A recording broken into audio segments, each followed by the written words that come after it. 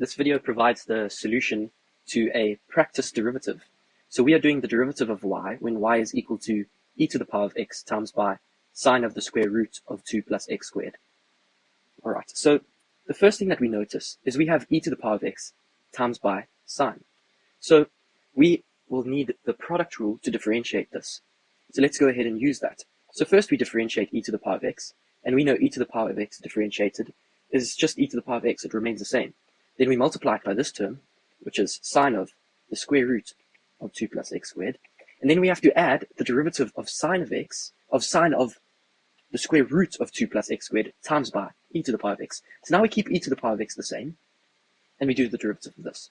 So the derivative of sine is cosine, and then we keep what's inside, 2 plus x squared.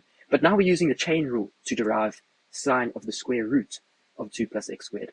So now the next furthermost out function after the sine is the square root, because that's next inside the sine. So now the derivative of square root, the square root is the same as having something to the power of 1 over 2.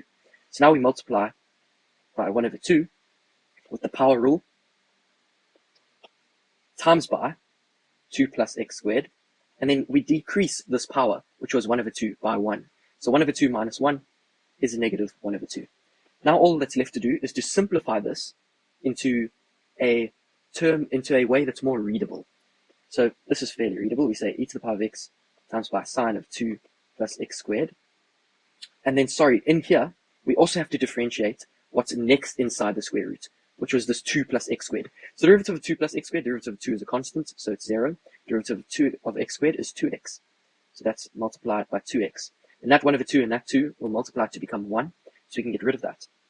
Now, this, as I said, was brought down there directly, and then we have to simplify this, or write it in a more simple terms. So we have this x here, we have this e to the x, and this cosine,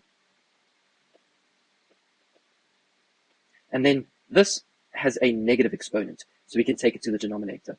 We have 2 plus x squared, and then everything that's to the power of 1 over 2 is the same as the square root, and that gives us the final answer. So I hope you were able to solve this derivative for yourself first, and if you were able to do that, well done. And if you weren't, I hope you found this video helpful. Thank you for watching, and please subscribe to my channel if you haven't already. There's still 59 days left of the countdown, so there's a lot to learn. Thank you.